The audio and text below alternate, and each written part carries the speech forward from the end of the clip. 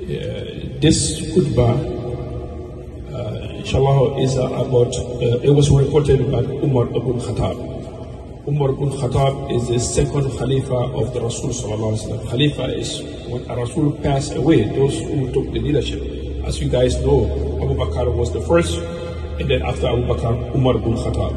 And Umar ibn Khattab is a very reliable person. In fact, he was bitter enemy of Islam when Islam came. Until Rasul make dua that Allahumma ahdil Islam bi ahdil umrain. Allah, please make Umar to join this Islam. And then he did. So he narrated this story. This story is about one day Rasul sallallahu alaihi wasallam. He was sitting down with the companions in Medina. And out of blue sky, one man appeared from nowhere. He had very white clothes on, and his hair is dark black, and nobody could recognize him. Nobody know him. So he came to Rasul sallallahu alaihi wasallam, and he kneeled down before the Rasul sallallahu alaihi wasallam, and then he put his knee to the knee of the Rasul sallallahu alaihi wasallam. And then he placed his hands on the thigh of Rasul. And he asked Rasul, please inform me what Islam is. Ma huwa Islam?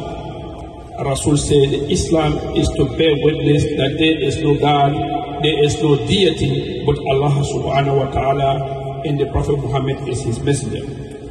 The Islam is to perform the 5 daily prayer, salat. The Islam is to give alms, the zakat. The Islam is to fast 30 days of Ramadan. The Islam is to perform the pilgrimage to Mecca for those who can afford to do so. If you do that, the first one, before you enter Islam, you make a shahada. Then you make salat. Then you make the zakat. Then you make the sawm. Then you give zakat. Then you go to Hajj. You have entered Islam. You have become Muslim, real Muslim, practice Muslim.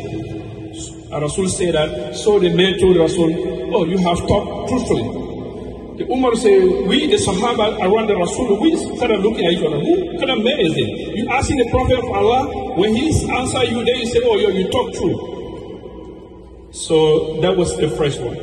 Then he asked Rasul sallallahu alaihi wasallam, what is the faith? What is the iman?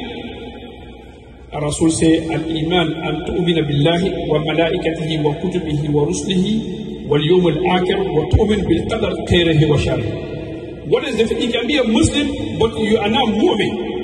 Maybe if Allah has spared our life, we're going to talk about that in detail in another khutbah. But for today, because the weather is too hot, so we're going to just speed up a little bit. Rasul said the faith is the iman, that you should believe in Allah. You believe in Allah. You believe in the messengers of Allah. You believe in the angels of Allah. You believe in the books of Allah. And then you believe in the decrees of Allah. Whatever Allah had decreed on you, be it poverty, death, whatever happens, be it good one or bad one, you should believe in all that. That will make you a Muslim. And so many people can be Muslim, but you are not Mu'min. But in order to go closer to Allah subhanahu wa ta'ala, we have to fight hard to be a real mu'min. May Allah make all of us a mu'min. Then the man asked Rasul, what is an ihsan? Ihsan means excellence. You want to be excellent Muslim. You want to be excellent mu'min. Then Rasul said, you want to be excellent mu'min. Al-ihsan an ta'budullaha ka'annaka tarahu. فَإِنْ لَمْ تَكُنْ تَرَاهُ فَإِنَّهُ يَرَاكَ. To be excellent mu'min, to be excellent Muslim, that is between you and your Allah subhanahu wa ta'ala, your own conscience. That you should worship Allah as if Allah is standing right in front of you. You're not doing it for nobody. You're not trying to impress anybody. You do it as if you're looking at Allah subhanahu wa ta'ala. And then if you are not looking at Allah physically, you should know that Allah is looking at you. That's what they call consciousness. Your own conscience should follow you everywhere. be someone looking at you, nobody looking at you. You should know that Allah subhanahu wa ta'ala is looking at you. You should know that when I'm praying by myself, I know Allah is looking at me. If I'm not looking at Allah, Allah is looking at me. Having said that, we have come to the first break. بارك الله لي ولكم في القرآن الكريم وجعلني وإياكم ممن يستمعون القول فيتبعون أحسنه. أقول ما سمعتم واستغفر الله لي ولكم ولسائر المسلمين والمسلمات من كل ذنب فاستغفروه إنه هو الغفور الرحيم.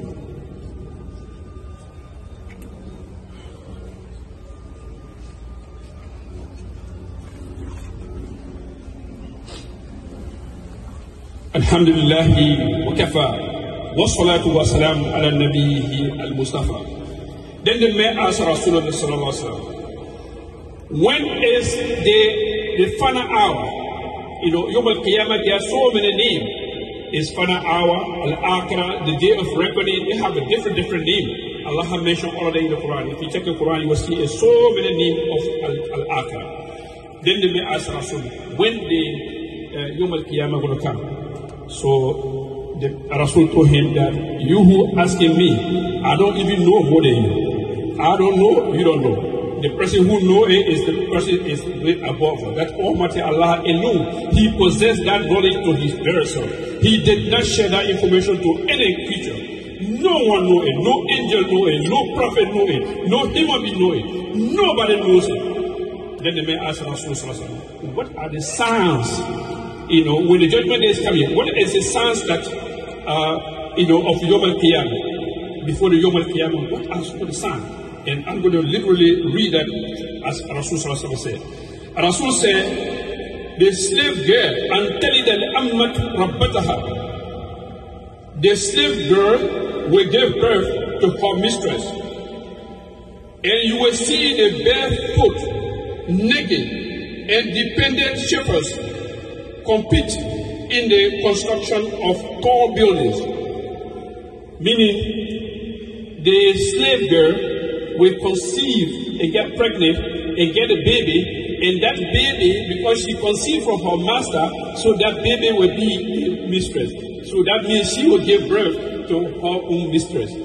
That's one. The second sign of Yom al-Qiyamah, you will see the poor people. Rasul talking as, like the person who lives in the desert, because he's talking as the environment that's surrounding him. He said that someone who is poor, he had no shoes on, he walked barefoot in the desert, in the sand, and then he has nothing. Time will come, those very poor people, you will see them, they are competing in construction of tall buildings. Go to Dubai, go to Jeddah, go to Qatar, go see them. Trust me, 25, 30 years ago or 40 years ago, that place was just like a desert. They were living in a town, places like this, despite the weather condition. But today, there are skyscrapers. These are the signs of Yom al-Qiyamah. There are so many signs of Yom al-Qiyamah, but Rasul reduced it to this one. Then the men left.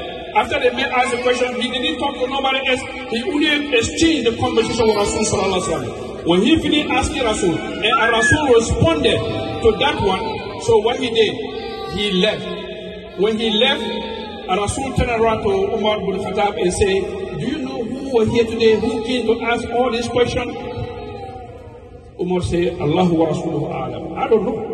Allah subhanahu wa ta'ala and his prophet knows who came here to ask this kind of question. Rasul said, Innahu Jibril ataku yu'allimukum dinakum. The person who came to come ask question, this is a Jibril, the Gabriel.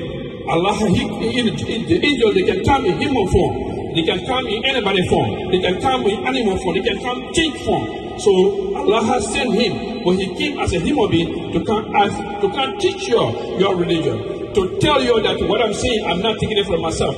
That is my teacher. That is the man that Allah has sent to come to tell us this religion. So he came to teach you your religion. Having said that, I have come to the conclusion of, like I said, it's going to be short and sweet.